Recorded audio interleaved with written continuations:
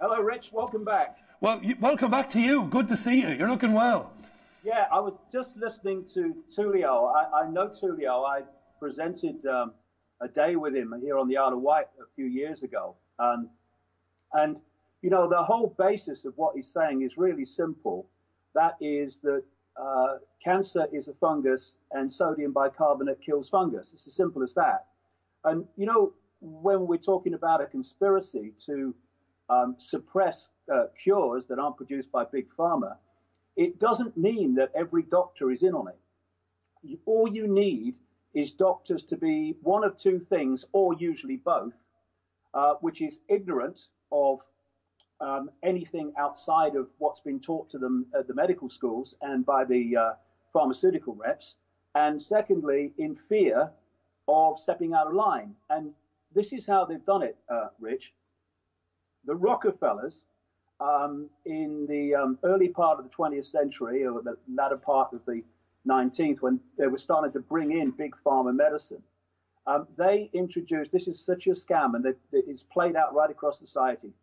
The scam is licensing. What they do is they say, right, to do A, B, and C, in this case, be a doctor, you need a license. You cannot do it without a license. Now, if you're going to get the license, you have to do it the way we say. And that's how they keep alternative ways of treating people out of mainstream use and even mainstream knowledge, and how they stop doctors going in another direction. Because let's look at this just very quickly. We are now in the 21st century. You look at all the technological developments and all that, and still today, the only response to cancer is either radiation, which causes cancer, acknowledged, or chemotherapy, which, as one doctor recently said, it's like giving someone weed killer and expecting them to recover.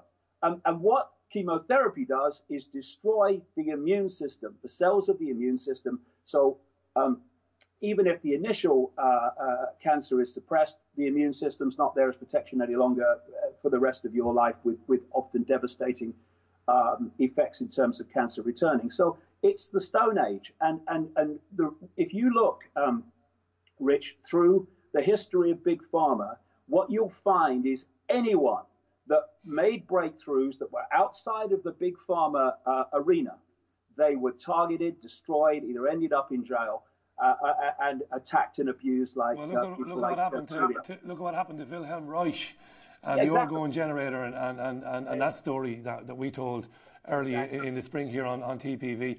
I got to just mention finally, and I'm not being silly about this, but just that Cancer Research UK, whom we got a quote from, just on that, they're saying, no, we're not having any of it. And I definitely want to get Simoncini on the programme sometime with some of these people. I'd love a bit of that. Absolutely, Rich. Debate with him. That's you know, right. The cancer is an industry. It's an industry with fantastic income. And when you look at the staggering amount of money that has been given by the public and thrown at the so-called finding a cure for cancer, and we're no nearer getting to the heart of it now in Big Pharma terms, that is ridiculous. It's an inversion of what should have happened, and it's being suppressed. One of the most corrupt industries on earth is the cancer industry, and that is an expression of another one of the greatest corrupt and appalling organizations on earth. I'll tell you. You know, when you research this, and you research it with an open mind, and you research it without self-censorship, you let the information be your guide.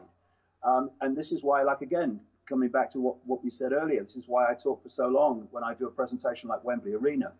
When you do that, you realize that it's not just here and there that we have been sold a lie, not just in medicine, not just in banking, not just in politics. Almost everything we've ever been told since we arrived in this sliver of frequency we call the world is a lie. And much of it has been systematically hidden from us. Systematically, we've been lied to to keep us in ignorance. And people talk about the great diseases of humanity and this and that, the other biggest disease of humanity, ignorance. And alongside of that is the arrogance of ignorance. Not just being ignorant of things because you've just taken what you've been told and believed it and not researched it for yourself, but the arrogance that because it's different to what you've been told, that you can dismiss it without a second thought. It's like Einstein talked about. The stupidity and arrogance of dismissing things you've not researched, dismissing things you know nothing about. And so we are in a situation with Tullio, for instance, classic example of what I'm talking about, this arrogance of ignorance, whereby because it's different, never mind, this is the question. They never say, well, does it work? Let's have some clinical trials, see if it works. No, that's not where they're coming from. It's by reflex action. Sodium bicarbonate, that's in baking powder, and it cure cancer, that's ridiculous. End of story. No more research, no more questioning. The arrogance of ignorance. And that is, along with ignorance itself, is the reason we're in this mess.